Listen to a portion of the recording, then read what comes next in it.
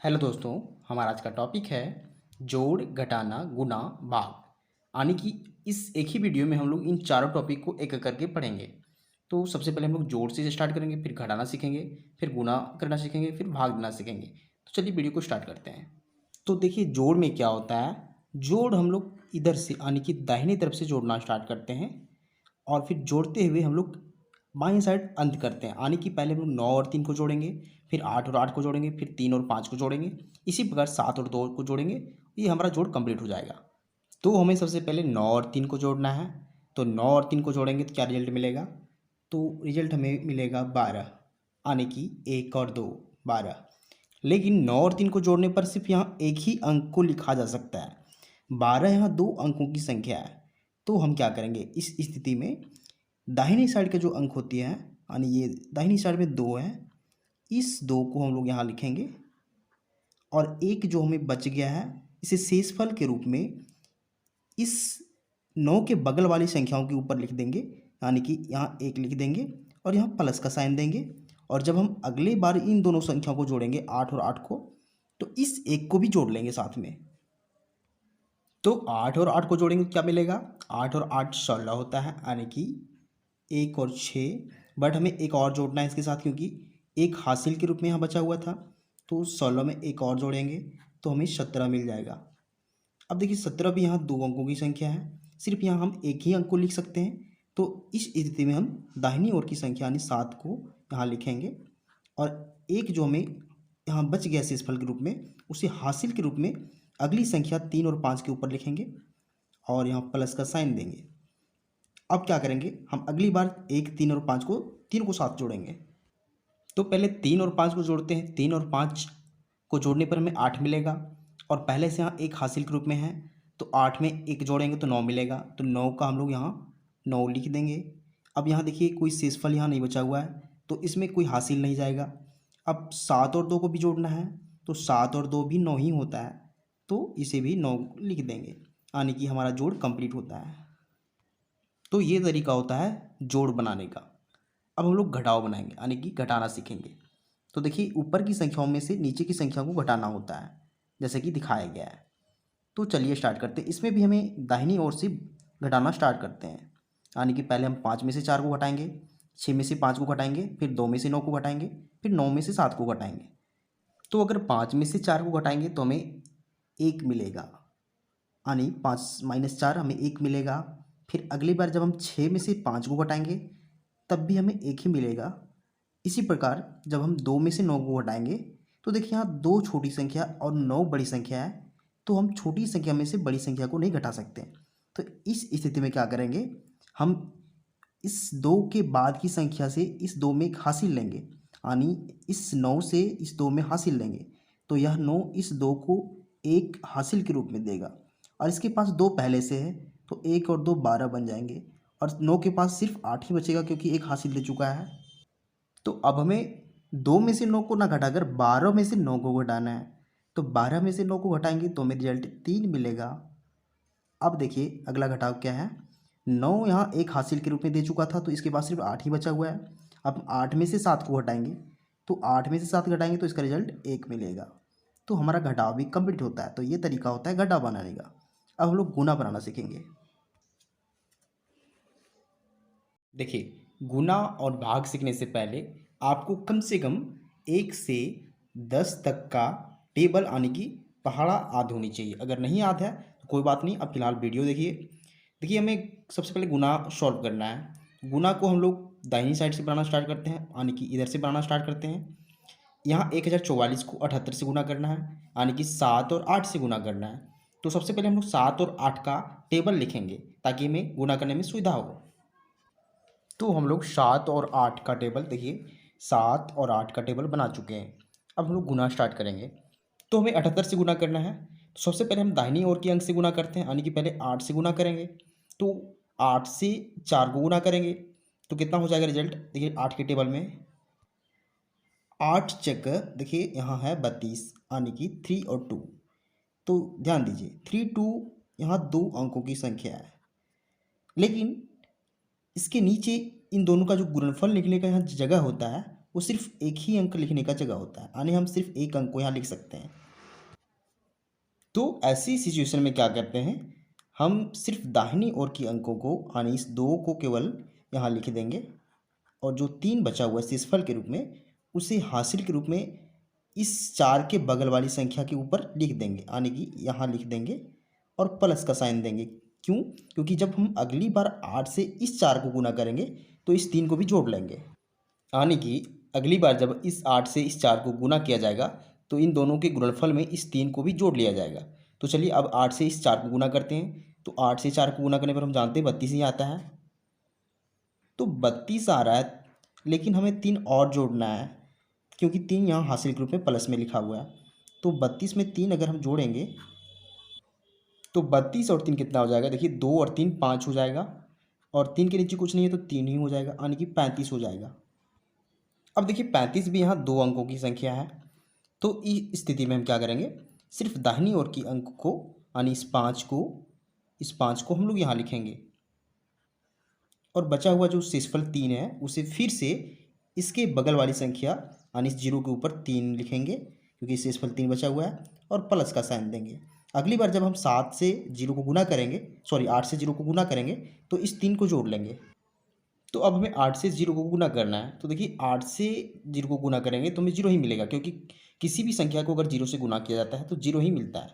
और 0 में अगर हम 3 को जोड़ देंगे तो 0 प्लस 3 क्या हो जाएगा, 3 हो जाएगा। तो 3 कहाँ, देखिए 0 प्लस 3, इसका जो रिजल्ट आएगा वो 3 ही आएगा। तो 3 यहाँ एक अंक की संख्या है, तो 3 को हम डायरेक्ट 3 ही लिख देंगे। अब हमें 8 से 1 को गुना करना है, तो देखिए एक बार में अगर 8 से 1 को गुना किया जाए तो सिर्फ 8 ही मिलेगा, यानी 8 मिलेगा। तो हम लोग 1044 को 8 से गुना कर चुके हैं, अब हम लोग 7 से गुना करेंगे, इस 7 से।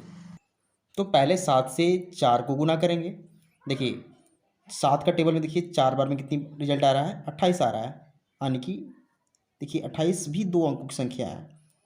तो 28 में क्या करेंगे, हम सिर्फ दाहिनी ओर के अंक को यानी इस 8 को इसके नीचे लिखेंगे, लेकिन आपको ध्यान रखना है कि हम लोग लिखना यहाँ से स्टार्ट करेंगे, यानी कि इस 2 के नीचे वाली जगह को इसको खाली छोड़ देंगे, और इसके बगल वाली संख्या से यानी इस जगह से लिखना स्टार्ट करेंगे। तो हमें 8 लिखना है, क्योंकि सिर्फ दाहिनी के अंक को लिखते हैं, तो यहाँ दाहिने अंक में 8 है, तो इस 8 को यहाँ लिखेंगे, और जो शेषफल 2 बच गया है उसे हम अगली बार के लिए हासिल में लिख लेंगे, यानी कि इसे इस 2 को प्लस लिख लेंगे, और जब हम अगली बार इस 7 से इस 4 को गुना करेंगे तो हम इस 2 को भी जोड़ लेंगे इन दोनों के गुणनफल में। तो देखिए 7 से 4 को गुना करेंगे तो हमें पता है 28 रिजल्ट आता है।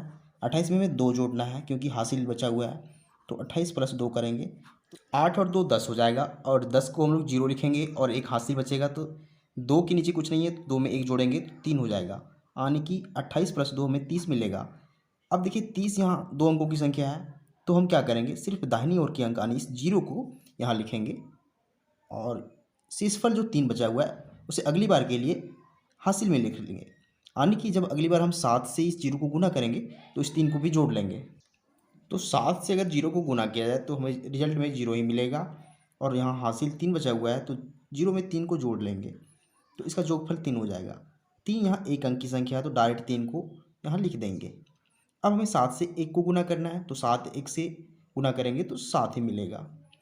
तो हम लोग इस संख्या को 7 और 8 से गुना कर चुके हैं। अब हमारा अगला स्टेप क्या होगा कि हम ऊपर और नीचे की संख्याओं को जोड़ेंगे, यानी कि आमने सामने की संख्याओं को जोड़ेंगे। तो हम लोग जोड़ना इधर से शुरू करते हैं, यानी कि दाहिनी तरफ से। तो देखिए 2 के नीचे कुछ नहीं है, खाली जगह है, तो 2 के नीचे कुछ नहीं है, तो 2 को 2 ही लिखेंगे। अब देखिए 5 और 8 को जोड़ेंगे तो 13 मिलेगा, यानी कि 13 का सिर्फ 3 लिखेंगे और एक हासिल के रूप में लिखेंगे। अगली बार हमें 3 और 0 को जोड़ना है, तो 3 और 0 3 ही होगा, और एक हासिल के रूप में बचा हुआ है, तो 3 और 1 4 हो जाएगा। अब देखिए अगली बार हमें 8 और 3 को जोड़ना है, तो 8 और 3 11 हो जाएगा, उसका एक ही लिखेंगे और एक हासिल के रूप में बचेगा।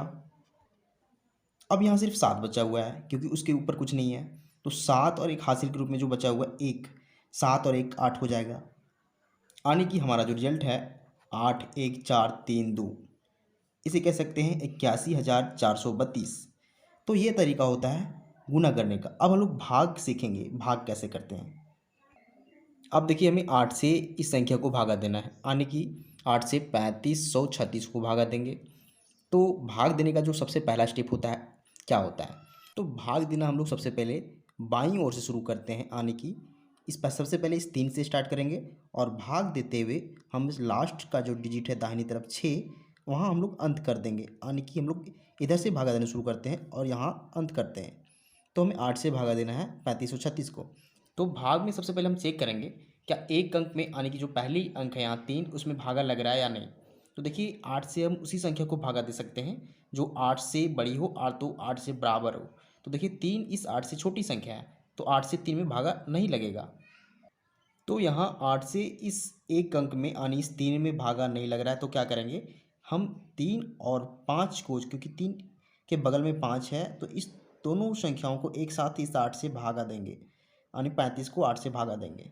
तो भागा कितनी बार में जाएगा वो हमें चेक करना है। तो 8 का टेबल में चेक कीजिए कि 35 कहाँ है। तो 35 तो नहीं है, लेकिन हम चेक करेंगे कि वैसी संख्या जो 35 से छोटी हो। तो देखिए 35 से छोटी संख्या 32 है, 24 भी है, लेकिन सबसे नज़दीक जो है सो 32 है।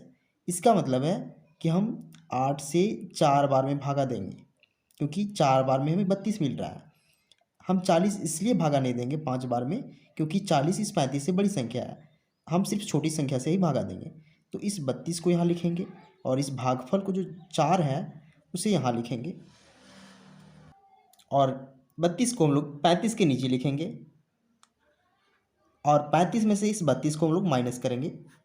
तो देखिए 5 में से 2 घटाएंगे तो हमें 3 मिलेगा, और 3 में से 3 घटाएंगे तो हमें 0 मिलेगा। तो शेषफल के रूप में हमें 3 मिल चुका है। अब हमारा नेक्स्ट स्टेप क्या होता है, हम 5 तक भागा दे चुके हैं। अब हम 5 के बाद की जो अगली संख्या 3 है उसे नीचे उतारेंगे। देखिए 3 को नीचे उतारेंगे तो 3 के साथ इस 3 को लिखेंगे, तो देखिए क्या बन जाएगी, 33 बन जाएगी। पहले से यहाँ 3 शेषफल के रूप में था और 3 नीचे उतार चुके हैं, तो 33 बन गया। अब हम 8 से इस 33 को भागा देंगे। तो देखिए 8 से 33 में कितनी बार में भागा जाएगा, यहाँ टेबल में चेक कीजिए। तो अगर हम 5 बार में भागा देते हैं तो 40 आएगा, जो 33 से बड़ी संख्या है। तो फिर से हमें 4 बार में ही भागा देना पड़ेगा और 32 हमें मिलेगा। तो फिर से भागफल के रूप में 4 लिखेंगे, और इस 32 को भी 33 के नीचे लिखेंगे। और देखिए 33 में से 32 को माइनस करेंगे, यानी घटाएंगे। तो 3 में से 2 घटाएंगे तो हमें 1 मिलेगा, और 3 में से 3 तो 0 मिलेगा। अब देखिए हमें शेषफल के रूप में 1 मिल चुका है। अब हमें अगले स्टेप में क्या करना है, इस बचे हुए 6 को इस 1 के साथ नीचे उतारेंगे। तो 1 पहले से है, 6 नीचे उतारेंगे तो संख्या 16 बन जाएगी। अब हमें इस 8 से 16 को भागा देना है। तो 8 के टेबल में चेक कीजिए कितनी बार में भागा जाएगा। तो देखिए यहाँ 16 है, 2 बार में भागा आ रहा है। तो इस 2 को भागफल के रूप में हम लोग यहाँ लिखेंगे और 16 को यहाँ लिखेंगे। तो 16 को 16 में माइनस करेंगे तो शेषफल 0 आएगा। इसका मतलब हमारा भाग कंप्लीट हो चुका है, और हमारा जो भागफल है सो 442 है। तो ये तरीका होता है भाग बनाने का। तो भाग में कुछ इंपॉर्टेंट यानी कि महत्वपूर्ण भाग होते हैं, उसे भी जानना बहुत ज़रूरी है। सबसे पहले जिस संख्या से हम भागा देते हैं उसे भाजक बोलते हैं, और जो भागफल हमें मिलता है यहाँ, यानी कि जो संख्या यहाँ मिलता है उसे भागफल बोलते हैं, और जिस संख्या को हम भागा दे रहे होते हैं उसे भाज्य बोलते हैं, और हमें यहाँ जो अंतिम संख्या मिलती है उसे शेषफल बोलते हैं। तो उम्मीद करते हैं आपको गुणा करने का तरीका और भाग करने का तरीका समझ में आ चुका होगा, और इससे पहले भी हम लोग जोड़ और घटाव बना चुके हैं। तो उम्मीद करते हैं इन चारों टॉपिक आपको बढ़िया से समझ में आया होगा। तो जोड़, घटाव, गुणा और भाग अगर आप अच्छी तरह से सीख चुके हैं तो वीडियो को लाइक कीजिए और चैनल को सब्सक्राइब जरूर कीजिए, क्योंकि हम इसी तरह का वीडियो बनाते रहते हैं जो आपके काम का हो। Thank you.